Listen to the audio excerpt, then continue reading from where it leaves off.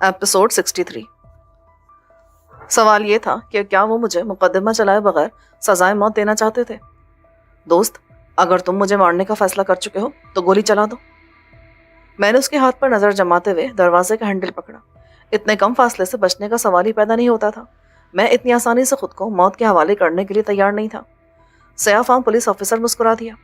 उसका अंदाजा मुझे उसके चमकने वाले दांतों से हुआ। डरो नहीं, मैं शूट नहीं कर रहा हूं।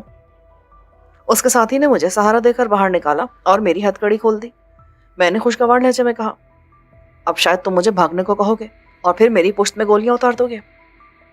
वो जवाब देने के बजाय अपनी वर्दियां उतारने लगे। उसके नीचे उन्होंने चुस्त किस्म के गर्म लिबास पहन रखे थे। मैं हैरत से उन्हें देख रहा था। फिर उन्होंने पिस्तौल भी फेंक दिए। वो निहत्ते थे। मैं चाहता तो खाली हाथ से उन्हें जेर कर सकता था, लेकिन मेरी छठी हिस्स ने मुझे रोके रखा। बिलाखिर उन्होंने पुलिस की हर निशानी से छुटकारा पा लिया। एक ने मेरा बाजू थामा। निकल चलो दोस्त, इससे पहले कि कोई और पुलिसकार आ जाए। मैंने उसे नरमी से रोका। दोस्त, पहले यह बताओ कि चक्कर क्या है? क्या तुम पुलिस वाले नहीं हो? वो हंस पड़ा। हम भी तुम्हारी तलाश में थे। जब तुम्हारी गिरफ्तारी की इत्तला मिली तो हमने फौरी तौर पर पुलिस कार हासिल कर ली और तुम्हें निकाल लाए। मेरी तलाश क्यों थी? मेरा लहजा सख्त हो गया। क्या तुम्हारे इत्मीनान के लिए कैनी मैन का नाम काफी नहीं है? वो बोला तो मेरा तना व जिस्म ढीला पड़ गया। उसका साथी गली के दूसरे सिरे से झांक रहा था। उसने इशारा किया और हम उसके पास जा पहुंचे। वो आहिस्ता से बोला, हमें सड़क के पार जाना है। वो नीले रंग की वैन है। तमाम शाहराहों पर पुलिस है, तुम फिर पकड़े जाओगे। मैंने सयाफामों को खबरदार किया, तुम फिक्र मत करो, एक बार हम वैन में चले गए तो फिर तुम्हें कोई नहीं पा सकेगा। इधर उधर देखकर हमने सड़क क्रॉस की। धड़का यही था कि कहीं कोई पुलिस कार ना आ जाए। वो लोग सयाफाम थे। कैनी मैन का नाम लिया था, इसके बावजूद मेरे साथ धोखा हो सकता था। बहरहाल मुझे किसी हद तक भरोसा करना था। वैन में दाखिल होते एक सयाफाम ने ड्राइविंग सीट संभाली और दूसरे ने अकबी हिस्से में सीट हटाई तो उसके नीचे खला सा बरामद हुआ। मैं आराम से उस खला में समा सकता था, मगर फिलहाल मैं इसके लिए तैयार नहीं था।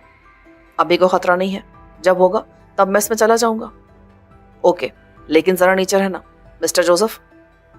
तुम दोनों ने अपने नाम नहीं बताए। नाम में क्या रखा है? तुम मुझे टॉम और इसे डिक कह सकते हो। फिर तो मैं हैरी हुआ। मैंने हंसकर कहा, ये उनके असल नाम नहीं थे। मैंने भी फिर इसरार नहीं किया। उन्हें कौन सा मेरा असल नाम मालूम था। वैन जोहानिसबर्ग की रोशन सड़कों पर दौड़ने लगी। मैंने महसूस किया कि वो जानबूझकर सुनसान और ज़ेली सड़कों का इंतखाब कर रहे थे। इस सिलसिले में कभी कभी टॉम डिक को मशवरे देता था, लेकिन फिर उन्हें एक पुलिस नाके से वास्ता पड़ ही गया। टॉम ने मेरी तरफ देखा। अब तुम्हें खला में जाना ही पड़ेगा, लेकिन फिक्र नहीं करो, तुम्हें जरा भी तकलीफ नहीं होगी। पुलिस के पास कुत्ते भी हो सकते हैं। तुम फिक्र मत करो, हम सब देख लेंगे। उसने मुझे खाने में फिट होने में मदद दी और ऊपर से सीट सरका दी। मैं एकदम घुप अंधेरे में डूब गया, लेकिन घुटन नहीं थी। वैन के नीचे से ताज़ा हवा आ रही थी, जिसमें डीजल की बू भी शामिल थी। ये मामूली दर्जे का नाका था, जहां मुश्किल से 10 दर्जन गाड़ियां खड़ी थी और पुलिस वाले शनाख्त की कार्रवाई कर रहे थे। बिलाशुबा जोहानिसबर्ग पुलिस की मुस्तैदी काबिल रश्क थी। उन्होंने कितनी तेजी से पूरे शहर की नाकाबंदी कर दी थी और मेरी तलाश के लिए तमाम वसाइल बरोकार ला रहे थे। उनकी फुर्ती देखकर मुझे वतन अजीज की पुलिस याद आ गई, जिसे ब्यूरोक्रेसी ने अपने मफादात की रेस का घोड़ा बना रखा था। वरना किसी बड़ी वारदात में पुलिस का बर वक्त हरकत में आना मौत से कम नहीं था। हमारी वैन की बारी जल्द आ गई। गालिबन सयाफाम होने की वजह से उस वैन के अफराद को खुसूसी तवज्जो का मुस्तहक समझा गया, यानी उन्हें कार से उतारकर शनाख्ती मरहल से गुजारा गया। फिर वैन की भी तलाशी ली गई। इस दौरान में टॉम मुसलसल बोलता रहा कि वो शरीफ शहरी है, मगर पुलिस वाले उसकी बात पर ध्यान नहीं दे रहे थे। उन्होंने ज़िमनी किस्म के सवाल शुरू कर दिए कि वो कहाँ से आ रहे थे और कहाँ जा रहे थे। टॉम ने उसे जवाब दिए। डिक ज़्यादातर खामोश रहा। खुदा खुदा करके पुलिस वालों ने जान छोड़ी और वैन दोबारा हरकत में आई। मैंने महसूस किया कि इतनी देर तक डीजल की कार्बन मोनोऑक्साइड से भरपूर बू में सांस लेने की वजह से मेरा सर चकराने लगा था। इसलिए मैंने वैन की हरकत में आते ही हाथ मार मार कर टॉम को मुतवज्जा करना शुरू कर दिया, मगर उसकी तरफ से कोई जवाब ना आया। आखिर में चिल्लाने लगा, सीट हटाओ, मेरा दम घुट रहा है, मुझे बाहर निकालो, सुअर के बच्चों, बाहर निकालो मुझे। बोलते बोलते एकदम मेरा सर जोर से चकराया और मुझे लगा जैसे मैं किसी ताली खला में तैर रहा हूँ। ना जाने मुझे कितनी देर बाद होश में आया। होश में आते ही मैंने महसूस किया कि मैं वैन के उस खुफिया खाने में नहीं हूँ, बल्कि किसी नरम से बिस्तर पर हूँ। आंखें खोली तो माहौल नीम तारीख था। शायद अभी रात थी। रोशनी कमरे के बाहर से आ रही थी।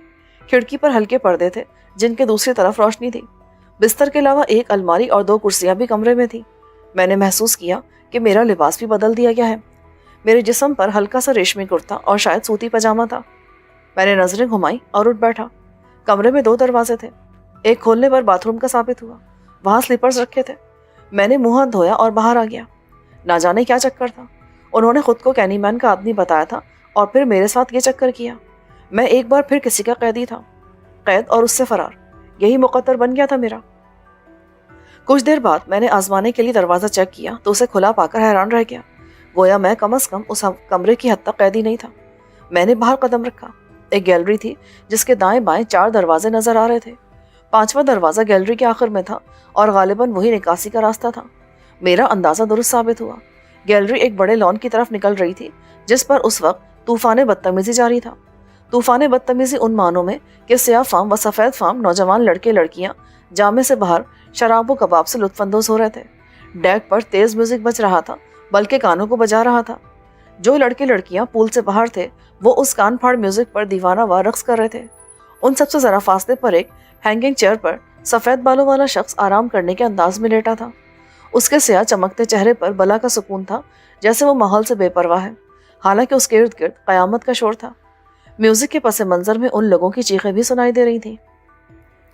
میں دروازے پر کھڑا تھا کہ ایک سیاہ فام لڑکی نے مجھے دیکھ لیا۔ اس نے بال اخروٹی رنگ میں ڈائی کروا رکھے تھے۔ نہ ہونے کے برابر لباس میں وہ بے حد متناسب جسامت رکھتی تھی۔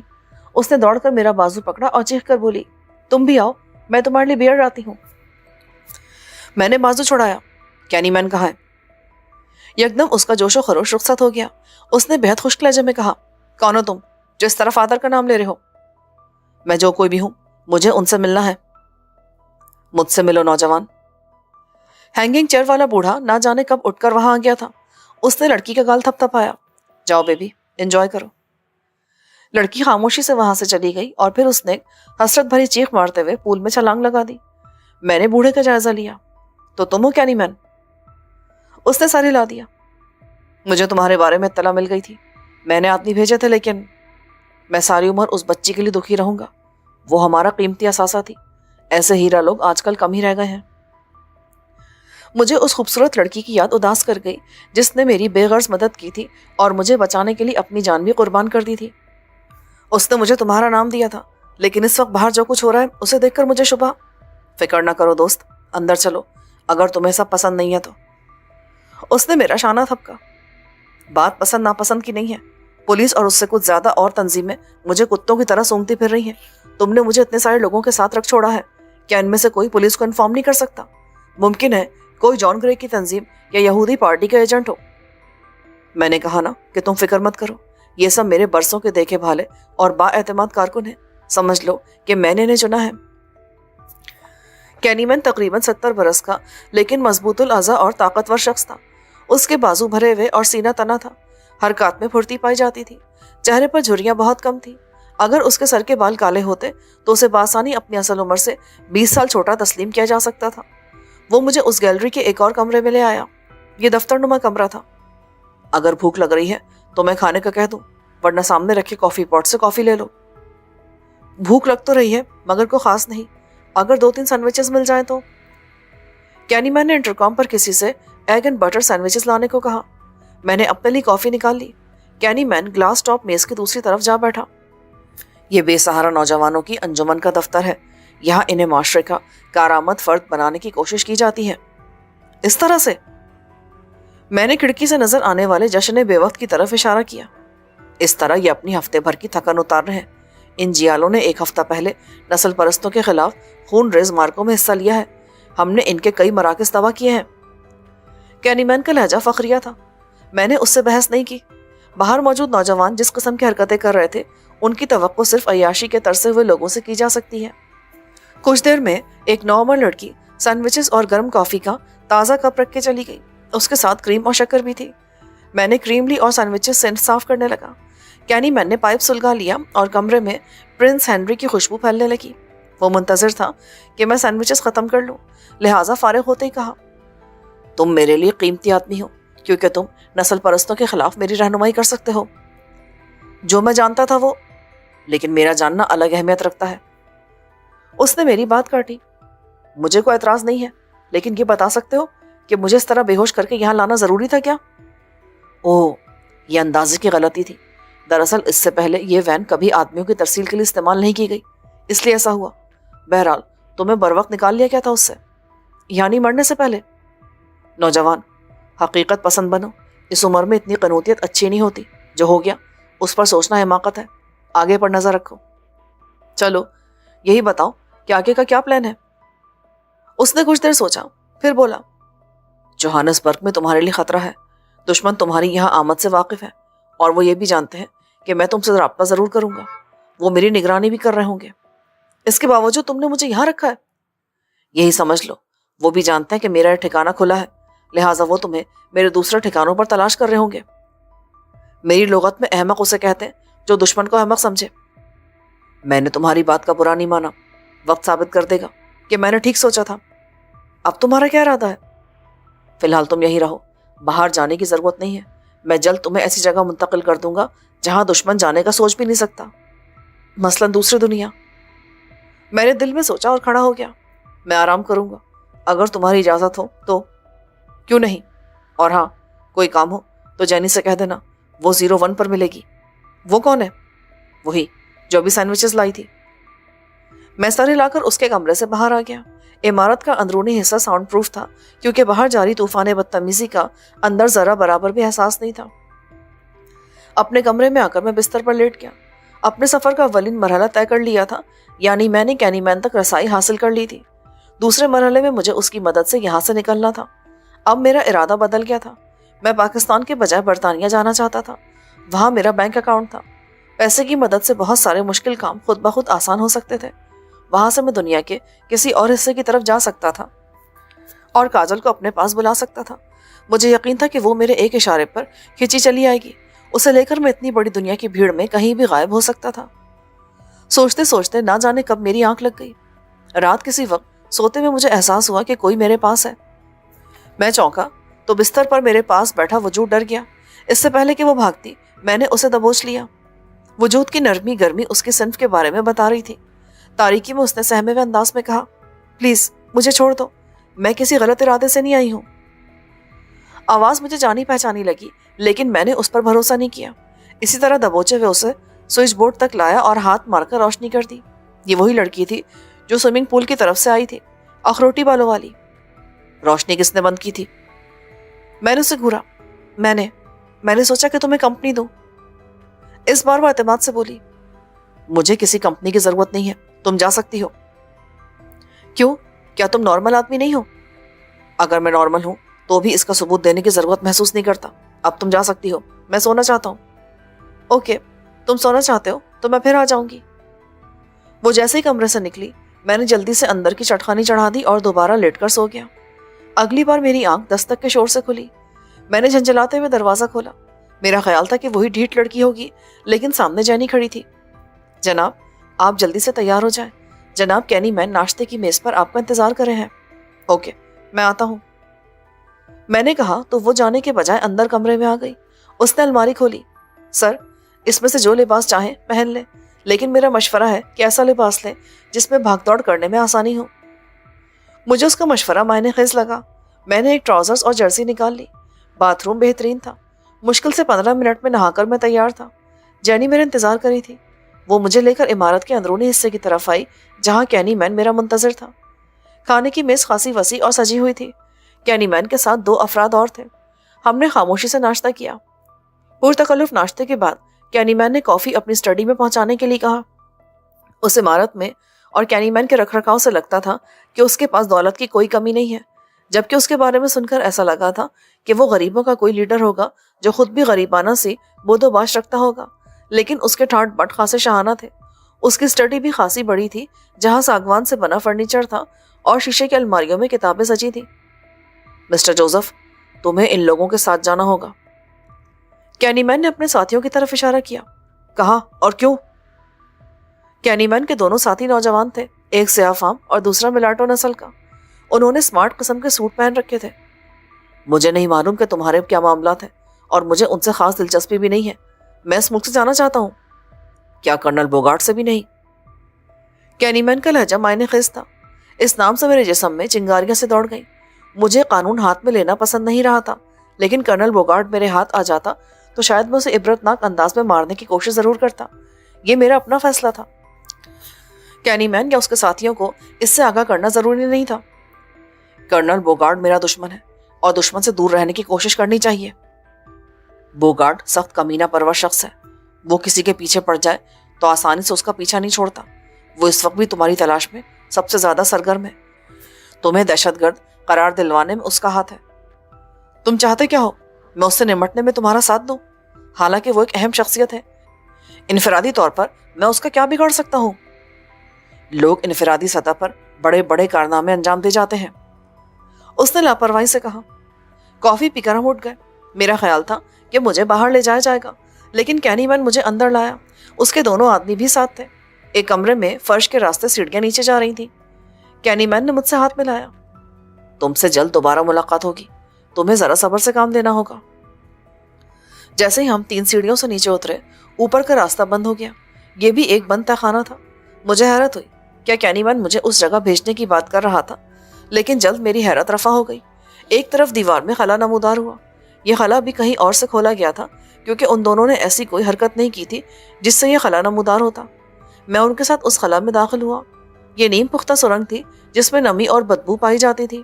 انہوں نے ٹارچیں جلا لی اور ہم نے آگے کی جانب سفر شروع کیا۔ سرنگ خاصی طویل ثابت ہوئی۔ میرا اندازہ تھا کہ ہم کوئی 2 فڑلانگ تک چلتے رہے تھے۔ پھر لوہے کا ایک جنگلہ آیا جس پر تالا لگا تھا۔ تالا کھولنے کے بعد ہم پائپ میں تھے۔ شاید یہ کوئی متروک سیوریج لائن تھی۔ تالا کھولنے والے نے تالا دوبارہ لگایا اور ہم اس خشک سیوریج لائن میں چلنے لگے۔ وہ دونوں بالکل خاموش تھے۔ یار کچھ تو بولو، ایسے بھی کیا خاموشی؟ میں نے خوش دلی سے کہا۔ خاموشی سے چلو۔ ان میں سے ملاٹوں نے دھیمی آواز میں لیکن درشت لہجے میں کہا، ادھر بولنا خطرناک ہوگا۔ جیسے تمہاری مرضی۔ میں نے کندھے اچکائے۔ کوئی 15 منٹ بعد ہم سیوریج لائن سے نکل کر کھلے آسمان تلے آ گئے۔ نزدیکی واقع ہائی وے سے گاڑیاں گزر رہی تھیں۔ میرا اندازہ تھا کہ یہ جوہانسبرگ کا کوئی نواحی علاقہ تھا۔ ملاٹوں نے رکنے کا اشارہ کیا اور اپنی رسٹ واچ پر نظریں جما دی۔ ان دونوں کا انداز کسی جاسوسی فلم کے کرداروں جیسا تھا۔ وہ پراسرار نظر آنے کی سخت کوشش کر رہے تھے۔ پھر ملاٹوں نے چلنے کا اشارہ کیا۔ جیسے ہم ہائی وے تک پہنچے، ایک بڑی کار وہاں رکی اور ہم تینوں اس پر سوار ہو گئے۔ کار تیز رفتاری سے روانہ ہو گئی۔ کم سے کم یہ تو بتا دو کہ ہم جا کہاں رہے ہیں۔ اتنا سسپینس صحت کے لیے اچھا نہیں ہوتا۔ ملاٹوں نے خوخار نظروں سے مجھے گھورا۔ تم چپ نہیں رہ سکتے؟ مشکل ہے، زیادہ دیر چپ رہوں تو اختلاج قلب ہونے لگتا ہے۔ سنو دوست، سیاہ فام نے مڑ کر کہا۔ وہ ڈرائیور کے ساتھ بیٹھا تھا۔ ہمارے کام میں زیادہ بولنا اور زیادہ جاننا نقصان دہ بھی ہو سکتا ہے۔ جیسے تمہاری مرضی، لیکن اتنا بتا دوں کہ مجھے طریقہ پسند نہیں آیا۔ ملاٹو بھڑک گیا۔ تم سے کسی نے پسند کرنے کو کہا بھی نہیں ہے، چپ کر کے بیٹھو۔ ڈرائیور نے سر پر اونی ٹوپی پہن رکھی تھی اور آنکھوں پر سیاہ رنگ کا بڑا چشمہ لگا رکھا تھا، اس لیے میں اس کے خد و خال نہیں دیکھ سکا۔ لیکن جب وہ بولا تو میں دنگ رہ گیا۔ وہ عورت تھی۔ اس نے حلیہ ایسا بنا رکھا تھا کہ کوئی بھی دھوکہ کھا جاتا۔ اس نے ان دونوں سے کہا، ریڈیو پوائنٹ پر سگنل کا خیال رکھنا، ورنہ بوٹ سگنل نہ ملنے پر واپس چلی جائے گی۔ تم فکر مت کرو۔ بوٹ کا سن کر میرے کان کھڑے ہو گئے، لیکن میں بولا کچھ نہیں۔ ایک جگہ سے کار گزری تو سیاہ فام نے موبائل نکال کر کسی سے رابطہ کیا اور صرف اتنا کہا، ہم آ رہے ہیں 10 منٹ میں۔ 2 منٹ بعد کار ہائی وے سے ایک ذیلی سڑک پر گھوم گئی۔ یہاں پر ایکرز رقبے پر پھیلے عمرہ کے دولت قدے تھے جو عرف عام میں اسٹیٹ کہلاتے ہیں۔ یہ ذیلی سڑک انہی اسٹیٹس کے درمیان سے گزر رہی تھی۔ کار ان کے پاس سے گزرتی ایک مختصر سی بندرگاہ کے ساتھ جا رکی، جہاں زیادہ تر نجی تفریحی کشتیاں لنگر انداز تھیں۔ پاس ریتیلے ساحل پر سرفنگ کے شوقین جمع ہو کر تیز لہروں پر تختوں کی مدد سے پھسلنے کا مظاہرہ کر رہے تھے۔ چلو اترو، ملاٹو نے کڑے لہجے میں کہا۔ میں نیچے اترا اور ملاٹو کو بازو سے پکڑ کر باہر کھینچا۔ مجھ سے بات کرتے ہوئے لہجہ درست رکھا کرو، میں قیدی نہیں ہوں تمہارا، سمجھے؟ میں نے اس سے بھی زیادہ خراب لہجے میں کہا۔ سیاہ فام جلدی سے آگے آیا۔ جھگڑا نہیں کرو، میں اس کی طرف سے سوری کرتا ہوں۔ میں نے ایک جھٹکے سے ملاٹو کا بازو چھوڑا جو کینہ توز نظروں سے مجھے گھور رہا تھا۔ جلدی کرو، بوٹ والے انتظار نہیں کریں گے۔ عورت نے ہمارے اترتی کار چلا دی۔ وہ واپس جا رہی تھی، یعنی بوٹ میں ہم تینوں کو جانا تھا۔ گودی زیادہ بڑی نہیں تھی۔ ہم 12 نمبر پلیٹ فارم سے مڑے جس کے آخری سرے پر سفید رنگ کی اسپیڈ بوٹ لنگر انداز تھی۔ اس کے عرصے پر نیلی جینس کی پتلون شرٹ پہنے ایک سفید فارم کھڑا تھا۔ اس نے سوالیہ نظروں سے ہماری طرف دیکھا۔ ملاٹو نے آگے بڑھ کر آہستہ سے کچھ کہا اور پھر مڑ کر ہمیں آنے کا اشارہ کیا۔ میں نے محسوس کیا کہ سیاہ فام ہچکچایا تھا۔ اس نے ملاٹو کے پاس جا کر سرگوشی میں کہا جو میں نے سن لیا۔ یہ شخص کون ہے؟ پہلے ہمیشہ رینڈی آتا تھا۔ کیا کہا جا سکتا ہے؟ یہ نیا آیا ہے۔ ملاٹو لاپرواہی سے بولا، اس نے پاس ورڈ یوز کیا ہے۔ سیاہ فام اب بھی مطمئن نہیں تھا، لیکن ملاٹو کے اصرار پر اندر جانے لگا۔ نیلی جینز والا پہلے ہی جا چکا تھا۔ میں سب سے پیچھے تھا۔ اسپیڈ بوٹ کا عقبی حصہ کورڈ تھا اور صرف سامنے والے حصے پر کیبن کے سامنے عرشہ تھا۔ عقبی حصے تک جانے کے لیے کیبن کے اوپر سے جانا پڑتا تھا۔ ملاٹو دروازے پر رک گیا۔ سیاہ فام اندر آ گیا۔ اچانک مجھے عقب سے ہٹ محسوس ہوئی۔ میں نے مڑ کر دیکھا اور نیلی جینز والے کو اپنے عقب میں پا کر دنگ رہ گیا۔ میں سمجھ نہیں سکا کہ وہ ہمارے پیچھے کہاں سے آ گیا، جبکہ میں نے اسے خود اندر جاتے دیکھا تھا۔ اگر وہ کیبن کی چھت سے آیا تھا تو اس کی پھرتی قابل دید تھی۔ خاص بات یہ تھی کہ اس کے ہاتھ میں ننھا سا پسٹل تھا جس کی نال کا رخ میری جانب تھا۔ اچانک اندر سے سیاہ فام کے چلانے کی آواز آئی، مرفی، یہ کون ہے؟ مرفی ملاٹو کا نام تھا۔ اس نے جواب یوں دیا کہ اپنے لباس سے پستول نکالا اور سیاہ فام کو شوٹ کر دیا۔ گولی اس کے ماتھے پر لگی۔ وہ فوراً مر گیا۔ ملاٹو میری طرف گھوما، حرکت مت کرنا ورنہ مارے جاؤ گے۔